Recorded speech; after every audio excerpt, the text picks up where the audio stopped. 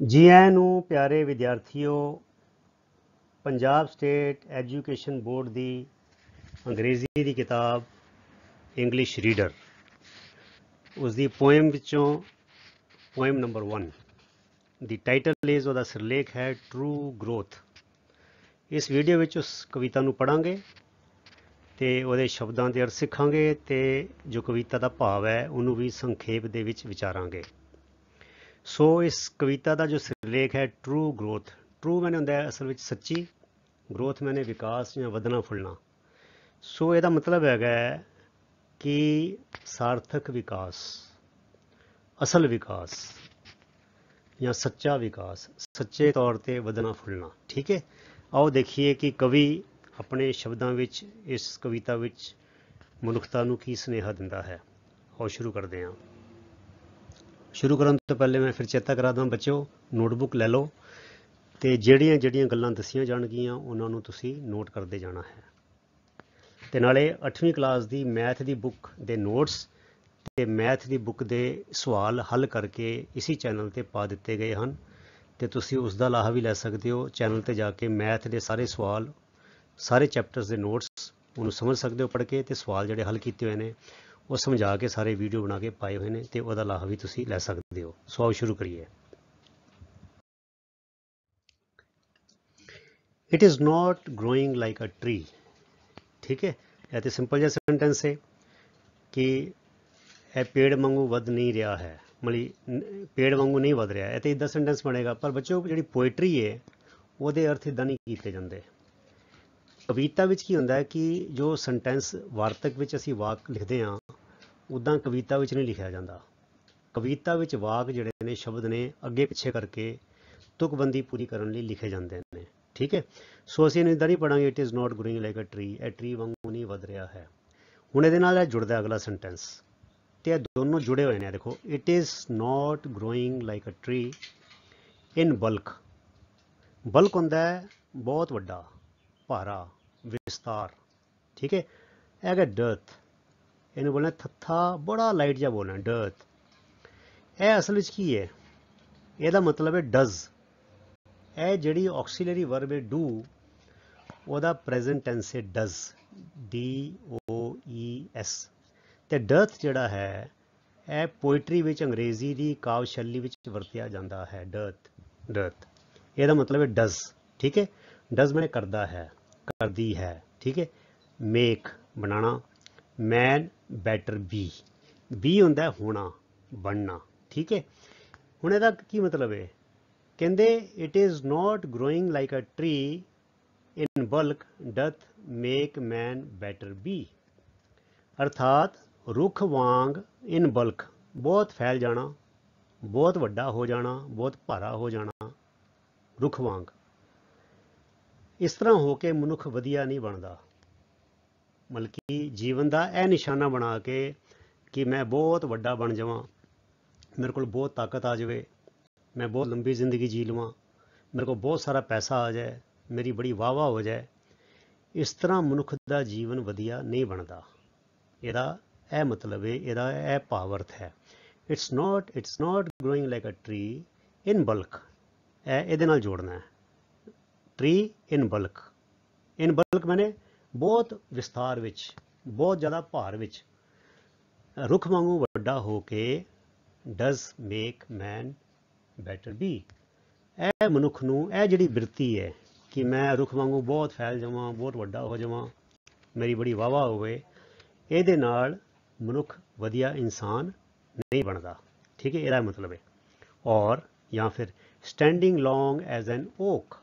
Okay ਬੱਚਿਓ ਰੁੱਖ ਦਾ ਨਾਂ ਹੈਗਾ, ਜਿਹਦਾ mango tree, poplar tree, eucalyptus tree. ਇਹ ਓਕ ਇੱਕ ਪੇੜ ਦਾ ਨਾਂ ਹੈ। ਠੀਕ ਹੈ, ਇਹਨੂੰ ਪੰਜਾਬੀ 'ਚ ਕਹਿੰਦੇ ਬਲੂਤ। ਠੀਕ ਹੈ, ਬਲੂਤ ਕਿਹਾ ਜਾਂਦਾ ਹੈ। ਕਹਿੰਦੇ or standing long as an oak, ਇਹ ਰੁੱਖ ਦੀ ਬੜੀ ਉਮਰ ਹੁੰਦੀ ਹੈ, ਕਹਿੰਦੇ 300 ਈਅਰਸ। ਤੇ ਨਾ ਹੀ 300 ਸਾਲ ਵਾਂਗੂ, 300 ਸਾਲ ਬਲੂਤ ਦੇ ਰੁੱਖ ਵਾਂਗ ਤਣ ਕੇ ਖੜੇ ਹੋ ਕੇ ਹੀ ਜ਼ਿੰਦਗੀ ਵਧੀਆ ਬਣਦੀ ਹੈ। ਅਰਥਾਤ ਬਹੁਤ ਲੰਬੀ ਉਮਰ ਹੰਢਾ ਕੇ ਵੀ ਮਨੁੱਖ ਦਾ ਜੀਵਨ ਕੋਈ ਵਧੀਆ ਬਣ ਜਾਏ, ਇਹ ਗੱਲ ਨਹੀਂ ਕਹੀ ਜਾ ਸਕਦੀ। Or standing long as an oak 300 years, 300 ਸਾਲ ਓਕ ਦੇ ਬਲੂਕ ਦੇ ਰੁੱਖ ਵਾਂਗ ਤਣ ਕੇ ਖੜੇ ਰਹਿਣ ਦੇ ਨਾਲ ਵੀ ਜ਼ਿੰਦਗੀ ਵਧੀਆ ਨਹੀਂ ਬਣਦੀ। ਇਹ ਜ਼ਿੰਦਗੀ ਨਹੀਂ ਵਧੀਆ ਬਣਦੀ, ਮੈਂ ਆਪਣੇ ਨੂੰ ਕਹਿ ਰਿਹਾ, ਕਿਉਂਕਿ ਇਹਦਾ ਭਾਵ ਅਰਥ ਹੈ। ਜਿਹੜੇ ਕਵੀ ਨੇ ਉਹ ਆਪਣੇ ਸ਼ਬਦਾਂ ਵਿੱਚ ਕੋਈ ਇਸ਼ਾਰਾ ਦਿੰਦੇ ਨੇ ਤੇ ਅਸੀਂ ਧਿਆਨ ਨਾਲ ਪੜ੍ਹ ਕੇ ਉਸ ਇਸ਼ਾਰੇ ਨੂੰ ਲੱਭਣਾ ਹੁੰਦਾ, ਠੀਕ ਹੈ। ਤੇ ਅਖੀਰ ਕੀ ਹੋਇਆ? ਟੂ ਫਾਲ, ਡਿੱਗ ਗਏ, ਡਿੱਗ ਜਾਣਾ। ਆ ਲੌਗ, ਲੌਗ ਹੁੰਦਾ ਬੱਚਿਓ, ਅਸੀਂ ਕਹਿ ਸਕਦੇ ਹਾਂ ਕੁੰਦਾ, ਜਾਂ ਅਸੀਂ ਕਹਿ ਸਕਦੇ ਹਾਂ ਖੁੰਡੀ, ਮਤਲਬ ਕਿ ਗੋਲਦਾਰ ਵੇਲਣਕਾਰ, ਜਿਹਦਾ ਬਾਲੇ ਤੇ ਸਾਡੇ ਚੌਰਸ ਹੁੰਦੇ ਨੇ। ਮਤਲਬ ਕਿ ਪੇੜ ਦਾ ਤਣਾ, ਜਿਹੜੇ ਪੇੜ ਰੁੱਖ ਬਹੁਤ ਵੱਡਾ ਹੋ ਜਾਂਦਾ ਹੈ ਤੇ ਉਹਨੂੰ ਉੱਦਾਂ ਦਾ ਉੱਦਾਂ ਕੱਟ ਲਿਆ ਜਾਵੇ, ਜਿਹੜਾ ਸਿੱਧਾ ਸਿਲੰਡਰੀਕਲ ਜਾਂ ਵੇਲਣਕਾਰ ਜਿਹੜਾ ਤਣਾ ਹੁੰਦਾ ਲੱਕੜ ਦਾ, ਬਹੁਤ ਗੋਲਾਈ ਵਿੱਚ ਬਹੁਤ ਵੱਡਾ ਹੋਵੇ ਤੇ ਸੋਲਿਡ ਹੋਵੇ, ਉਹਨੂੰ ਅਸੀਂ ਕਹਿੰਦੇ ਨੇ ਵੁਡਨ ਲੌਗ, ਲੱਕੜ ਦਾ ਕੁੰਦਾ ਜਾਂ ਲੱਕੜ ਦਾ ਖੂੰਡਾ, ਠੀਕ ਹੈ। ਹੁਣ ਜਿਹੜਾ ਘਰਾਂ 'ਚ ਜਿੱਦਾਂ ਵਾਕਿੰਗ ਸਟਿਕ ਹੁੰਦੀ ਹੈ, ਖੂੰਟੀ ਹੁੰਦੀ ਹੈ, ਉਹਦਾ ਵਿਆਸ, ਉਹਦਾ ਡਾਇਮੀਟਰ ਬਹੁਤ ਛੋਟਾ ਹੁੰਦਾ ਹੈ। ਹੁਣ ਤੁਸੀਂ ਉਹਦਾ ਵਿਆਸ 10 ਗੁਣਾ 20 ਗੁਣਾ ਵੱਡਾ ਕਰ ਲਓ, ਤੇ ਪੇੜ ਦਾ ਤਣਾ ਕਿੱਦਾਂ ਹੁੰਦਾ? ਸਿੱਧਾ ਇੱਕੋ ਦਮ। ਜਿਹੜੇ ਪੇੜ ਰੁੱਖ ਐਸੇ ਹੁੰਦੇ ਨੇ ਜਿਨ੍ਹਾਂ ਦਾ ਤਣਾ ਬਿਲਕੁਲ ਗੋਲਾਕਾਰ ਹੋਵੇ ਤੇ ਸਿੱਧਾ ਹੋਵੇ, ਉਹਨੂੰ ਅਸੀਂ ਕਹਿ ਦਿੰਦੇ ਹਾਂ ਲੌਗ ਕਹਿ ਦਿੰਦੇ ਹਾਂ। ਜਿਹੜੇ ਉਹਨੂੰ ਵੱਢ ਲਿਆ ਜਾਂਦਾ ਹੈ, ਇੱਕ ਵੇਲਣਕਾਰ ਲੱਕੜ ਦੇ ਗੋਲਦਾਰ ਟੁਕੜੇ ਨੂੰ ਅਸੀਂ ਲੌਗ ਕਹਿੰਦੇ ਹਾਂ। ਤੇ ਕਹਿੰਦੇ to fall a log at last, ਤੇ ਅਖੀਰ ਨੂੰ ਇੱਕ ਲੱਕੜ ਦਾ ਕੁੰਦਾ ਬਣ ਕੇ ਡਿੱਗ ਜਾਣਾ। ਕਿੱਦਾਂ ਦਾ ਲੱਕੜ ਦਾ ਕੁੰਦਾ ਬਣ ਕੇ ਡਿੱਗਣਾ? ਡਰਾਈ, ਸੁੱਕਾ ਹੋ ਕੇ, ਬੋਲਡ, ਬੋਲਡ ਮੈਨੇ ਗੰਜਾ ਹੋ ਕੇ, ਇਹ ਸਾਰੇ ਪੱਤੇ ਪੁੱਤੇ ਸਭ ਖਤਮ ਹੋ ਗਏ। ਐਂਡ ਸੇਅਰ, ਇਹਨੂੰ ਸੇਅਰ, ਰਾਰਾ ਜਿਹੜਾ ਹੈ ਬੜਾ ਹਲਕਾ ਜਿਹਾ ਬੋਲ, ਸੇਅਰ। ਸੇਅਰ ਬੱਚੇ ਜਿਹੜਾ ਹੁੰਦਾ ਹੈ, ਸੇਅਰ, ਇਹ ਵਰਡ ਹੈਗਾ, ਇਹ ਖਾਸ ਤੌਰ 'ਤੇ ਅਸੀਂ ਬੂਟਿਆਂ ਲਈ ਵਰਤਦੇ ਹਾਂ। ਜਿਹੜਾ ਬੂਟਾ ਇੱਕਦਮ ਸੁੱਕ ਜਾਏ, ਜਿਹਦੇ 'ਚੋਂ ਰਸ ਸਾਰਾ ਖਤਮ ਹੋ ਜਾਏ, ਇੱਕਦਮ ਸੁੱਕ ਜਾਏ, ਮੁਰਝਾ ਜਾਏ, ਉਹਦੇ ਲਈ ਇਹ ਵਿਸ਼ੇਸ਼ਣ ਵਰਤਿਆ ਜਾਂਦਾ ਸੇਅਰ। ਅਰਥਾਤ ਅਖੀਰ ਨੂੰ ਸੁੱਕ ਕੇ, ਗੰਜਾ ਹੋ ਕੇ, ਮੁਰਝਾ ਕੇ, ਲੱਕੜ ਦਾ ਕੁੰਦਾ ਬਣ ਕੇ ਡਿੱਗ ਜਾਣਾ। ਅਖੀਰ ਹੀ ਹੁੰਦਾ, ਰੁੱਖ ਬੜਾ ਵੱਡਾ ਹੋਇਆ, ਫੈਲਿਆ, ਭਾਰਾ ਹੋਇਆ, ਬੜੀ ਲੰਬੀ ਉਮਰ ਹੰਢਾਈ, ਤੇ ਅਖੀਰ ਨੂੰ ਕੀ ਹੋਇਆ? ਸੁੱਕ ਕੇ, ਗੰਜਾ ਹੋ ਕੇ, ਮੁਰਝਾ ਕੇ, ਲੱਕੜ ਦਾ ਕੁੰਦਾ ਬਣ ਕੇ ਰਹਿ ਗਿਆ। ਇਹ ਕਵੀ ਇਹ ਗੱਲ ਇਹਨਾਂ ਸ਼ਬਦਾਂ ਵਿੱਚ ਸਮਝਾਉਣ ਦੀ ਕੋਸ਼ਿਸ਼ ਕਰ ਰਿਹਾ ਹੈ। ਆਓਗੇ ਚਲੀਏ। ਫਿਰ ਅੱਗੇ ਕਹਿੰਦਾ a lily of a day, of a day ਮੈਨੇ ਇੱਕ ਦਿਨ ਦੀ ਜ਼ਿੰਦਗੀ ਵਾਲਾ, of a day. A Lily ਚਿੱਟੇ ਰੰਗ ਦਾ ਇੱਕ ਫੁੱਲ ਹੁੰਦਾ ਹੈ, ਇਹਦਾ ਪੰਜਾਬੀ 'ਚ ਨਾਂ ਲਿਲੀ ਹੀ ਕਹਿ ਦਿੰਦੇ ਹਾਂ, ਠੀਕ ਹੈ। A lily of a day is fairer, fairer ਮੈਨੇ ਜ਼ਿਆਦਾ ਸੋਹਣਾ ਹੈ, ਜ਼ਿਆਦਾ ਸਾਫ਼ ਹੈ, ਜ਼ਿਆਦਾ ਵਧੀਆ ਹੈ। ਫਾਰ ਮੈਨੇ ਬਹੁਤ ਜ਼ਿਆਦਾ ਵਧੀਆ, ਕਿਤੇ ਕਿਤੇ ਵਧੀਆ ਹੈ। ਇਨ ਮਈ ਦੇ ਮਹੀਨੇ ਵਿੱਚ। ਸੋ ਇਹਦਾ ਮਤਲਬ ਕੀ ਹੋਇਆ? ਇਹ ਦੋਨੋਂ ਸੈਂਟੈਂਸਾਂ ਨੂੰ ਇਕੱਠੇ ਜੋੜਨਾ ਹੈ। ਕਹਿੰਦੇ in May a lily of a day is far fairer. ਜੇ ਮੈਂ ਸਿੰਪਲ ਅੰਗਰੇਜ਼ੀ, ਜਿਹਨੂੰ ਪ੍ਰੋਜ਼ ਵਿੱਚ ਲਿਖਣਾ ਹੋਵੇ, ਜੇ ਇਹਨੂੰ ਵਾਰਤਕ 'ਚ ਲਿਖਣਾ ਹੋਵੇ, ਤੇ ਮੈਨੂੰ ਇੱਦਾਂ ਕਹਾਂਗਾ in the month of May a lily of day is far fairer, ਠੀਕ ਹੈ। ਇਹਦਾ ਮਤਲਬ ਹੈ। ਪਰ ਮੈਂ ਤੁਹਾਨੂੰ ਜਿੱਦਾਂ ਦੱਸਿਆ, ਪੋਇਮ ਦੇ ਵਿੱਚ, ਕਵਿਤਾ ਵਿੱਚ ਅਸੀਂ ਪੰਜਾਬੀ 'ਚ ਵਿਧੀ ਕਰਦੇ ਹਾਂ। ਜਿਹੜੀ ਸਿੱਧੀ ਲਿਖਤੀ ਪੰਜਾਬੀ ਹੈ ਵਾਰਤਕ, ਉਹ ਹੋਰ ਤਰ੍ਹਾਂ ਹੁੰਦੀ ਹੈ। ਜਦੋਂ ਗਾਣੇ ਲਿਖੇ ਜਾਂਦੇ ਨੇ, ਕਵਿਤਾ ਲਿਖੀ ਜਾਂਦੀ ਹੈ, ਤੇ ਸ਼ਬਦਾਂ ਨੂੰ ਅੱਗੇ ਪਿੱਛੇ ਕੀਤਾ ਜਾਂਦਾ ਤਾਂ ਕਿ ਤੁਕਬੰਦੀ ਪੂਰੀ ਕੀਤੀ ਜਾ ਸਕੇ, ਠੀਕ ਹੈ।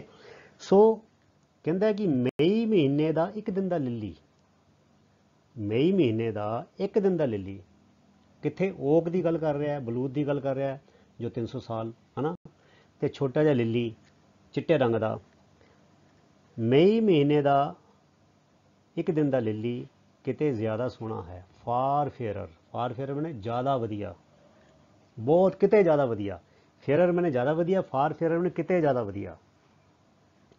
ਕਹਿੰਦੇ ਆਲ ਦੋ, ਹਾਲਾਂਕਿ, ਭਾਵੇਂ, ਆਲ ਦੋ ਦਾ ਮਤਲਬ ਹੁੰਦਾ ਹਾਲਾਂਕਿ ਜਾਂ ਭਾਵੇਂ, it fall and die that night, ਭਾਵੇਂ ਹੈ ਉਸੀ ਰਾਤ ਹੀ ਸਵੇਰੇ ਖਿੜਦਾ ਤੇ ਸ਼ਾਮ ਤੱਕ ਡਿੱਗ ਕੇ ਮਰ ਜਾਂਦਾ ਹੈ। ਆਪਣੀ ਜੀਵਨ ਲੀਲਾ ਉਹਦੀ ਖਤਮ ਹੋ ਜਾਂਦੀ ਹੈ, ਠੀਕ ਹੈ। ਇਹ ਲਿਲੀ ਦੀ ਗੱਲ ਹੋ ਰਹੀ ਹੈ ਕਿ ਸਵੇਰੇ ਖਿੜਿਆ, ਉਹਨੇ ਆਪਣੀ ਸੁੰਦਰਤਾ ਖਿਲੇਰੀ, ਠੀਕ ਹੈ, ਤੇ ਉਸੀ ਰਾਤ, ਦੈਟ ਨਾਈਟ ਮੈਨੇ ਜਿਹੜੇ ਦਿਨ ਨੂੰ ਉਹ ਖਿੜਿਆ ਤੇ ਉਸੀ ਰਾਤ, ਦੈਟ ਨਾਈਟ, ਉਸੀ ਰਾਤ ਨੂੰ ਉਹ ਡਿੱਗ ਗਿਆ ਤੇ ਮਰ ਗਿਆ। ਭਾਵੇਂ ਉਸੇ ਰਾਤ ਉਸਨੇ ਡਿੱਗ ਕੇ ਖਤਮ ਹੋ ਜਾਣਾ ਹੈ, ਠੀਕ ਹੈ। It was the plant and flower of light, ਪਰ ਫਿਰ ਵੀ ਇਹਦੇ ਬਾਵਜੂਦ ਉਹ ਚਾਨਣ ਦਾ ਬੂਟਾ ਤੇ ਫੁੱਲ ਸੀ। ਉਹ ਚਾਨਣ ਦਾ ਬੂਟਾ ਸੀ, ਉਹ ਚਾਨਣ ਦਾ ਫੁੱਲ ਸੀ। ਉਹਨੇ ਇੱਕ ਲਾਈਟ, ਉਹਨੇ ਇੱਕ ਆਸ, ਉਹਨੇ ਇੱਕ ਸੁੰਦਰਤਾ ਖਲੇਰੀ। ਠੀਕ ਹੈ, ਬੜੇ ਲੋਕਾਂ ਨੇ ਉਹਦੇ ਤੋਂ ਆਨੰਦ ਮਾਣਿਆ। ਆਓ ਅੱਗੇ ਚਲੀਏ। ਆਖਰੀ ਲਾਈਨਾਂ ਨੇ, ਛੋਟੀ ਜਿਹੀ ਕਵਿਤਾ ਸੀ। ਇਨ ਸਮॉल ਪ੍ਰਪੋਰਸ਼ਨਸ, ਸਮॉल ਮੈਨੇ ਛੋਟੇ, ਪ੍ਰਪੋਰਸ਼ਨ ਤੁਸੀਂ ਜਾਣਦੇ ਹੋ, ਅਸੀਂ ਇਹ ਗਣਿਤ ਦੇ ਵਿੱਚ ਵੀ ਅੱਖਰ ਆਉਂਦਾ ਹੈ। ਪ੍ਰਪੋਰਸ਼ਨ ਦਾ ਮਤਲਬ ਹੁੰਦਾ ਅਨੁਪਾਤ, ਮਿਕਦਾਰ, ਛੋਟੀ ਮਾਤਰਾ। ਕਹਿੰਦੇ ਛੋਟੇ ਮਿਕਦਾਰਾਂ ਵਿੱਚ, ਇੱਥੇ ਵਿੱਚ ਲਿਖਣਾ ਸੀ, ਭੁੱਲ ਗਿਆ। ਇੱਥੇ ਤੁਸੀਂ ਇਹ ਨੋਟ ਕਰਨਾ, ਛੋਟੇ ਮਿਕਦਾਰਾਂ 'ਚ। ਠੀਕ ਹੈ, ਇਹ ਮੈਂ ਲਿਖਣਾ ਭੁੱਲ ਗਿਆ। ਛੋਟੇ ਮਿਕਦਾਰਾਂ 'ਚ ਅਸੀਂ ਸੁਹੱਪਣ ਵੇਖਦੇ ਹਾਂ। ਅਰਥਾਤ ਜਿਹੜੀਆਂ ਖੁਸ਼ੀਆਂ ਨੇ, ਜਿਹੜੀ ਸੁੰਦਰਤਾ ਹੈ, ਉਹ ਸਾਡੇ ਆਲੇ ਦੁਆਲੇ ਛੋਟੇ ਛੋਟੇ ਰੂਪਾਂ ਵਿੱਚ ਹੈ। ਅਸੀਂ ਕਈ ਵਾਰ ਨਜ਼ਰਅੰਦਾਜ਼ ਕਰ ਜਾਂਦੇ ਹਾਂ। ਅਸੀਂ ਮਾਇਆ ਦੀ ਦੌੜ ਵਿੱਚ, ਹੋਰ ਚੀਜ਼ਾਂ ਵਿੱਚ ਲੱਗੇ ਰਹਿੰਦੇ ਹਾਂ। ਸਾਨੂੰ ਚਿੜੀਆਂ ਦੀ ਚਹਿਚਹਾਹਟ ਵਿੱਚ, ਘੁਰਰ ਘੁਰਰ ਕਰਦੇ ਬੱਦਲਾਂ ਵਿੱਚ, ਹੈ ਨਾ, ਉੱਡਦੇ ਪੰਛੀਆਂ ਵਿੱਚ, ਰੁੱਖਾਂ ਵਿੱਚ, ਕਈ ਚੀਜ਼ਾਂ ਵਿੱਚ ਸੁਹੱਪਣ ਕੁਦਰਤ ਦਾ ਸਾਡੇ ਆਲੇ ਦੁਆਲੇ ਹਰ ਵੇਲੇ ਸਾਨੂੰ ਛੋਟੇ ਛੋਟੇ ਰੂਪਾਂ 'ਚ ਨਜ਼ਰ ਆਉਂਦਾ ਹੈ, ਪਰ ਅਸੀਂ ਧਿਆਨ ਨਹੀਂ ਦਿੰਦੇ। ਸੋ ਇਨ ਸਮॉल ਪ੍ਰਪੋਰਸ਼ਨਸ ਵੀ ਜਸਟ ਬਿਊਟੀ ਸੀ। ਅਸੀਂ ਤੇ ਛੋਟੇ ਛੋਟੇ ਇੱਦਾਂ ਦੇ ਜਿਹੜੇ ਮਿਕਦਾਰ ਨੇ, ਉਹਨਾਂ ਵਿੱਚ ਸੁਹੱਪਣ ਵੇਖਦੇ ਹਾਂ। ਐਂਡ ਇਨ ਸ਼ਾਰਟ ਮੈਜ਼ਰਸ, ਮੈਜ਼ਰ ਹੁੰਦਾ ਬੱਚੋ ਕਦਮ ਪੁੱਟਣਾ ਜਾਂ ਕੋਈ ਯਤਨ ਕਰਨਾ। ਸ਼ਾਰਟ ਮੈਨੇ ਛੋਟੇ। And in short measures life may perfect be. ਠੀਕ ਹੈ, ਤੇ ਇਸੇ ਤਰ੍ਹਾਂ ਛੋਟੇ ਯਤਨਾਂ ਨਾਲ, ਕਦਮਾਂ ਨਾਲ ਜ਼ਿੰਦਗੀ ਆਦਰਸ਼ਕ ਬਣ ਸਕਦੀ ਹੈ। ਜ਼ਿੰਦਗੀ ਇੱਕੋ ਵਾਰੀ ਧੜੱਲੇ ਦੇ ਨਾਲ ਹੀ, ਅੱਜ ਕੱਲ੍ਹ ਕੀ ਹੋ ਰਿਹਾ, ਆਮ ਤੌਰ 'ਤੇ ਅਸੀਂ ਦੇਖਦੇ ਹਾਂ, ਵੈਸੇ ਤਾਂ ਕਿ ਲੱਗਦਾ ਹੈ ਕਿ ਜਿਹੜੇ ਪੁਰਾਣੇ ਬੰਦੇ ਨੇ, ਉਹਨਾਂ ਨੂੰ ਨਵੀਂ ਪੀੜ੍ਹੀ ਦੇ ਬਾਰੇ ਹਮੇਸ਼ਾ ਸ਼ਿਕਾਇਤ ਰਹਿੰਦੀ ਹੈ ਵੀ ਇਹਨਾਂ 'ਚ ਜ਼ਿਆਦਾ ਕਾਲਾਪਨ ਨੇ, ਇਹਨਾਂ 'ਚ ਜ਼ਿਆਦਾ ਬੇਚੈਨੀ ਹੈਗੀ ਹੈ। ਅਸੀਂ ਰਾਤੋਂ ਰਾਤ ਅਮੀਰ ਹੋਣਾ ਚਾਹੁੰਦੇ ਹਾਂ, ਹੈ ਨਾ। ਹਰ ਕੋਈ ਟੌਪ ਵੀ ਕਰਨਾ ਚਾਹੁੰਦਾ ਹੈ, ਨੌਕਰੀ ਵੀ ਵਧੀਆ ਕਰਨਾ ਚਾਹੁੰਦਾ ਹੈ, ਪਰ ਉਹਦੇ ਲਈ ਕੋਈ ਸਬਰ ਨਹੀਂ ਰੱਖਣਾ ਚਾਹੁੰਦਾ, ਮਿਹਨਤ ਨਹੀਂ ਕਰਨਾ ਚਾਹੁੰਦਾ। ਸੋ ਕਹਿੰਦਾ, ਕਵੀ ਕਹਿੰਦਾ, ਇਨ ਸ਼ਾਰਟ ਮੈਜ਼ਰਸ, ਛੋਟੇ ਯਤਨਾਂ ਨਾਲ, ਛੋਟੇ ਕਦਮਾਂ ਨਾਲ, ਰੋਜ਼ ਦੀ ਕੀਤੀ ਗਈ ਮਿਹਨਤ ਨਾਲ, ਨਿਰੰਤਰ ਮਿਹਨਤ ਦੇ ਨਾਲ ਲਾਈਫ ਮੇ ਪਰਫੈਕਟ ਵੀ, ਜ਼ਿੰਦਗੀ ਬੜੀ ਸਾਰਥਕ, ਆਦਰਸ਼ਕ ਬਣ ਸਕਦੀ ਹੈ। ਇੱਕੋ ਦਮ ਇੱਕ ਹਫ਼ਤੇ ਵਿੱਚ ਅਸੀਂ ਇੱਦਾਂ ਹੀ ਕਰਦੇ ਹਾਂ। ਸਾਰਾ ਸਾਲ ਅਸੀਂ ਪੜ੍ਹਦੇ ਨਹੀਂ ਹੈਗੇ, ਅਤੇ ਫਿਰ ਇੱਕ ਹਫ਼ਤਾ 10 ਦਿਨ ਅਸੀਂ ਰਾਤਾਂ ਜਾਗ ਜਾਗ ਕੇ ਕੋਈ ਫਰਰੇ ਬਣਾਉਂਦਾ, ਕੋਈ ਪਰਚੀਆਂ ਬਣਾਉਂਦਾ, ਕੋਈ ਕਹਿੰਦੇ ਕੋਈ ਇੰਪੋਰਟੈਂਟ ਸਵਾਲ ਦੱਸ ਦੇਵੋ, ਇੱਦਾਂ ਕਰ ਦੇਵੋ, ਉੱਦਾਂ ਕਰ ਦੇਵੋ। ਸੋ ਇਹ ਤਰੀਕਾ ਨਹੀਂ। ਸੋ ਕਵੀ ਨੇ ਬੜਾ ਸੋਹਣਾ ਮੈਸੇਜ ਦਿੱਤਾ ਹੈ ਵੀ ਛੋਟੇ ਛੋਟੇ ਯਤਨਾਂ ਦੇ ਨਾਲ, ਕਦਮਾਂ ਦੇ ਨਾਲ ਜ਼ਿੰਦਗੀ ਆਦਰਸ਼ਕ ਬਣ ਸਕਦੀ ਹੈ। ਸੋ ਕਵੀ ਨੇ ਇੱਕ ਲਿੱਲੀ, ਜੋ ਉਹਦਾ ਇੱਕ ਦਿਨ ਦਾ ਜੀਵਨ ਹੈ, ਅਤੇ ਰੁੱਖ ਦੇ ਨਾਲ ਉਹਦੀ ਤੁਲਨਾ ਕੀਤੀ ਹੈ। ਇਹ ਚਾਹੇ ਦੱਸਣ ਦਾ ਕੋਸ਼ਿਸ਼ ਕੀਤੀ ਹੈ ਵੀ ਬੇਸ਼ੱਕ ਜੀਵਨ ਛੋਟਾ ਹੋਵੇ, ਪਰ ਜੇ ਜੀਵਨ ਵਧੀਆ ਗੁਜ਼ਾਰਿਆ, ਉਹ ਜੀਵਨ ਜ਼ਿਆਦਾ ਵਧੀਆ ਹੈ, ਬਜਾਏ ਇਸ ਦੇ ਕਿ ਜੀਵਨ ਬੜਾ ਲੰਬਾ ਗੁਜ਼ਾਰਿਆ ਹੋਵੇ।